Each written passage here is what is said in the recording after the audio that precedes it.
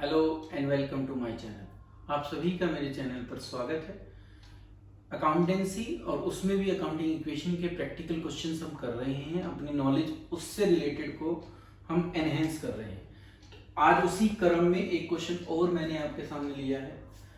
तो क्वेश्चन शुरुआत वही है, एक यूनिवर्सल इसी तरीके से होता है, क्योंकि हम जो पढ़ रहे हैं इस साल बिजनेस को स्टार्ट करना ही सीख रहे हैं। तो पहली एंट्री हमें यही कहती है कि Sumit commences business with cash and goods. तो बिजनेस कमेंस हो रहा है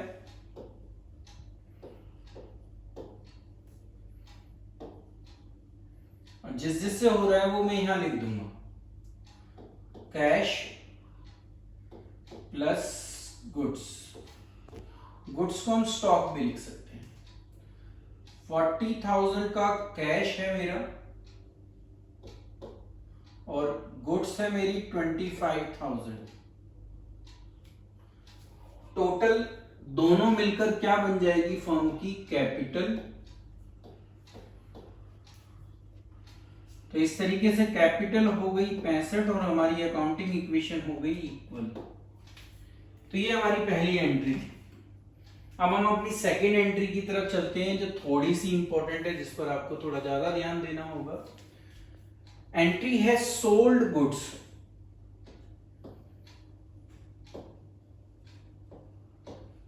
अब सोल्ड गुड्स लिखा है और आगे सिर्फ लिखा है टू सोहन, तो कैश तो कहीं इन्वॉल्व नहीं किया, तो ऑब्वियसली हम क्या मानेंगे, इसको क्रेडिट है। अब जब ये क्रेडिट हमें पता चल गई तो हमें ये भी पता चल गया कि ये हमारे डेटर्स बन गए। ठीक है, तो आप डेटर्स का कॉलम बना लेंगे। अब जो दूसरी चीज इसमें इंपॉर्टेंट है वो ये है कि 40% गुड्स बोली और 30% के प्रॉफिट पे बोला, मतलब कि अमाउंट गिवन नहीं और बिना अमाउंट के आपको कैलकुलेट करना है। तो देखिए गुड्स जो है ये रही, तो सबसे पहले क्या बोला है हमें, 40% किसका, 25,000 का। तो जितनी कॉस्टिंग की गुड्स आपने बेची है सबसे पहले वो निकालनी पड़ेगी कॉस्टिंग। तो उन गुड्स की कॉस्टिंग अगर मैं निकालूं तो देखो टोटल हमारे पास 25,000 की गुड्स थी, कहा कि इसका 40% मैंने बेच दिया। तो अगर मैं इसका 40% निकालता हूं तो मेरे पास निकल कर आता है 10,000। तो पहली फिगर मुझे मिल गई कॉस्टिंग से रिलेटेड, वो कितनी है 10। तो मैं गुड्स को 10,000 कम कर दूंगा क्योंकि वो बिक रही है। तो 10,000 माइनस हुई गुड्स और अब मेरे पास गुड्स का जो बैलेंस बचता है वो 15 बचता है। ये सबसे पहला काम मैंने किया। अब दूसरी जो परसेंटेज है वो प्रॉफिट की परसेंटेज, दैट्स मींस अब मैं सेलिंग प्राइस निकालूंगा। सेलिंग प्राइस को मैं एस पे लिख रहा हूं। 10,000 की कॉस्टिंग की गुड्स है और मैं उसको 30% के प्रॉफिट पर बेच रहा हूं। तो ये तो प्रॉफिट का हिस्सा है, ये क्या कहूंगा मैं इसको, प्रॉफिट। इसमें मुझे उसकी कॉस्टिंग भी ऐड करनी पड़ेगी, जब जाकर क्या आएगा मेरा सेलिंग प्राइस। ठीक है, तो जब आप निकालते हो तो आपको पता चलता है कि सेलिंग प्राइस आया 13,000। तो इसका मतलब तो आपने 13,000 की गुड्स बेची, वो 13,000 ही आपके क्या बन गए, डेटर्स। ऑब्वियसली है 13 और 10 का जो डिफरेंस है वो मेरा प्रॉफिट है और ये प्रॉफिट मेरा कैपिटल में ऐड हो जाएगा। तो ये हो गई मेरी गुड्स को बेचने की एंट्री, जब मुझे परसेंटेज गिवन हो, अमाउंट गिवन ना हो, तो हम इस तरीके से कैलकुलेट करेंगे। थर्ड एंट्री पर चलते हैं। इसमें है कि goods costing ₹1,000 was given as charity. नई चीज आई आपके लिए, चैरिटी में आपने दी है goods. And goods worth ₹2,000 was taken away by Sumit for domestic use. तो सुमित ने गुड्स ले ली बिजनेस से। ठीक है, तो देखो पहले को समझते हैं फिर दूसरे को समझाऊंगा। जो पहली गुड्स है 1,000 की, वो चैरिटी में गई है। तो चैरिटी को हम डोनेशन ही लिखते हैं, तो चैरिटी और डोनेशन एक ही है। तो हम यहां लिख लेंगे गुड्स गिवन एज चैरिटी। आधा हिस्सा कर रहा हूं अभी। तो गुड्स दे रहे हो ये तो पता चला, तो यहाँ ये एंट्री रह गई थी मेरी, मतलब कि मेरी न्यू इक्वेशन रह गई थी बनना, तो मैं वो न्यू इक्वेशन बना दूं, फिर हम इस एंट्री को समझेंगे। आपने गुड्स दे दी एज चैरिटी, तो जितने की दी आपने गुड्स वो माइनस कर दो गुड्स में से। पैसा तो कहीं गया नहीं, ना ही आपके डेटर कम हुए, तो ये फिगर तो एज इट इज चलती रहेंगी। अब आपके पास गुड्स जो है वो 14,000 की बच गई, साथ ही साथ आपके डेटर्स जो है वो 13 के हैं। अब जब आप चैरिटी में दोगे, दान दोगे, तो आप वैसे लॉस नहीं है, ये कहीं से भी कोई एक्सपेंस भी नहीं है, पर गुड्स जब चैरिटी में दी जाएंगी तो प्रॉफिट लॉस एक्सपेंस इनकम कुछ तो हम इसको बोलेंगे। तो नॉर्मली ये एक आप डोनेशन होती है, तो दान जो होता है वो भी कहां से माइनस होता है, हमारी कैपिटल में से। तो ऐसा कुछ भी हो हम उसको एक तरीके से लॉस ट्रीट करते हैं, क्योंकि इसने हमें कुछ कमा कर नहीं दिया, तो इसीलिए ये कहां से माइनस हो जाता है, कैपिटल में से। क्योंकि कैश गया नहीं है तो और कोई ऑप्शन बचता नहीं है, तो इसको एक बेसिकली लॉस ट्रीट कर हम क्या कर देते हैं, कैपिटल में से माइनस कर देते हैं। अब जो दूसरा था, जो सुमित ने ले ली, जो गुड्स सुमित ले लिया, गुड्स टेकन बाय सुमित, ठीक है, इसको हम ड्राइंग कहेंगे, क्योंकि ये वो क्या कर रहा है, बिजनेस से पर्सनल यूज के लिए निकाल रहा है। तो ये मेरी क्या है, ड्राइंग। बस कैश में से नहीं कम हो रही, ये हमें समझना है। तो ऑब्वियसली ये कहां से कम करूंगा, फिर गुड्स को ही कम करूंगा, तो कम गुड्स ही होंगी, और साथ ही साथ हमारी कैपिटल भी कम होगी, क्योंकि ड्राइंग जब भी करेगा पार्टनर तो अपनी कैपिटल में से ही करेगा। तो इसकी ट्रीटमेंट भी सेम जैसा चैरिटी का था वैसा ही लगभग रहेगा।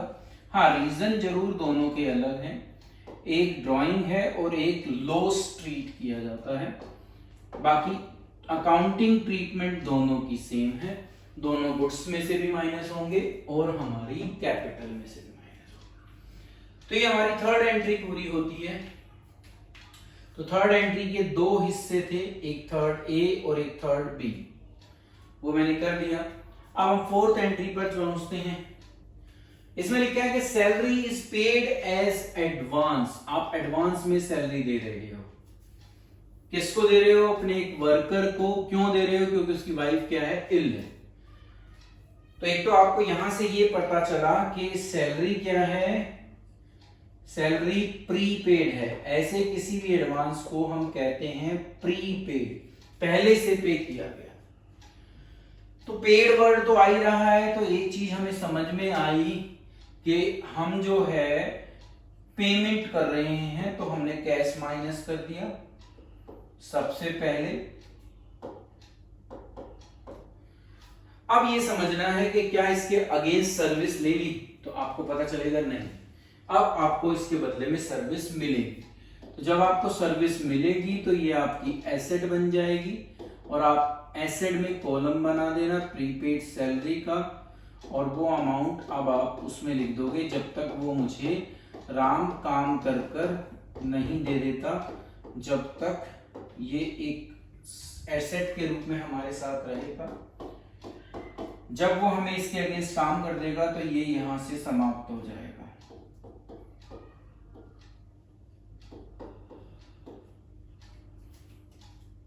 यहां पर कोई इफेक्ट नहीं पड़ा।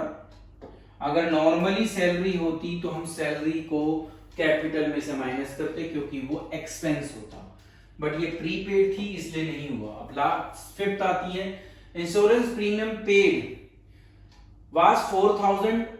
देखिए पेड वर्ड यूज हुआ तो पैसा तो जा रहा है, ये पता चल गया मुझे। तो आप क्या करोगे, 4,000 पेड करके माइनस कर दोगे इंश्योरेंस पेड, ठीक है। अब आगे उसमें लिखा है कि 1/4 जो है वो प्रीपेड है। आगे लिखा है, देखिए लिखा है कि 1/4 related to next year. Obviously जब नेक्स्ट ईयर से बिलोंग करता है तो वो प्रीपेड हो गया। तो जैसे प्रीपेड सैलरी की ट्रीटमेंट आपने की थी, वैसे ही आप प्रीपेड इंश्योरेंस प्रीमियम की भी ट्रीटमेंट करोगे।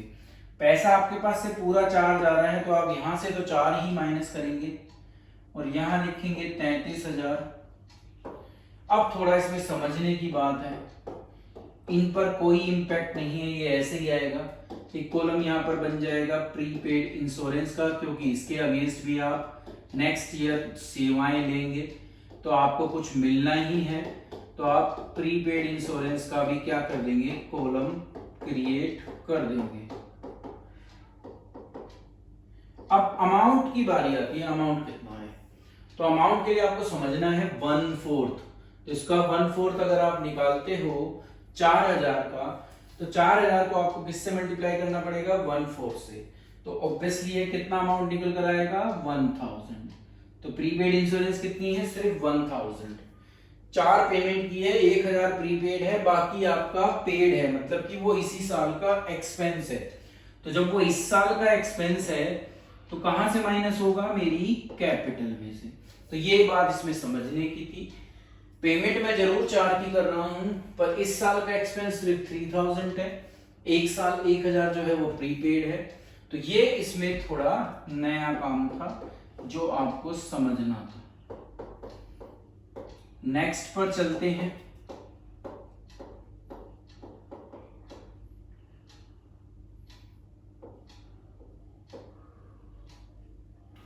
नेक्स्ट हमें कहता है कि rent paid ₹5000 but it is still due 1000। तो वो इतना तो मैंने पे कर दिया, तो जब मैं वर्ड आई गया कि पे कर दिया तो मैं पे कर देता हूं, ठीक है। तो मैंने पे कर दिया और माइनस कर कर अपनी नई इक्वेशन भी साथ के साथ निकाल ली, ठीक है। तो सबसे पहले ये पता चला कि रेंट पेड है, तो मैंने वो माइनस कर दिया,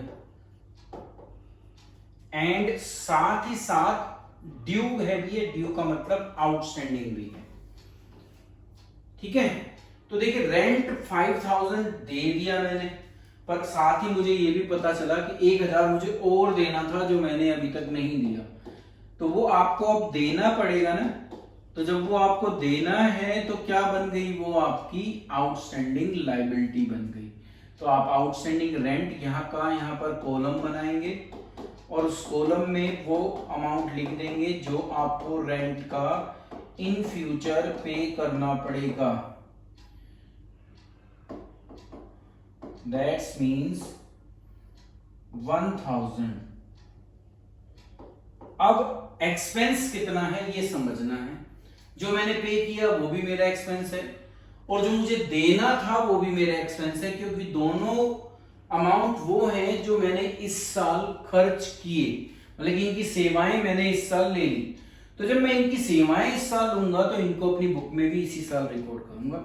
इनकम कमाने के लिए मैंने खर्च किया है। यहां आप एक्सपेंस में दोनों को प्लस कर कर दिखाकर माइनस करेंगे, तो टोटल हो गया 5 + 1 6, तो माइनस आपका 6 होगा, ये आपको समझना है। आउटस्टैंडिंग भी जो होगा वो माइनस ही होगा, ये आपको याद रखना है। तो ये एंट्री, 2 एंट्री को मर्ज कर कर बनाई हुई थी। तो ये क्वेश्चन इसलिए लिया मैंने क्योंकि इसमें ज्यादातर एंट्री 2-2 एंट्री के साथ थी और उनको मर्ज कर कर एक बना रखा था, तो इसीलिए मैंने ये क्वेश्चन आपके सामने रखा। नेक्स्ट क्वेश्चन में, नेक्स्ट वीडियो में फिर आपके सामने एक नए क्वेश्चन के साथ आएंगे जिससे हम इसको अकाउंटिंग इक्वेशन को और अच्छे ढंग से समझ पाए। मुझे लगता है कि आप जो है अपनी नॉलेज अब इतनी कर पा रहे हैं कि आप अकाउंटिंग इक्वेशन को अब इजीली कर लेंगे। तो नेक्स्ट क्वेश्चन में फिर आपके साथ आएंगे। अभी के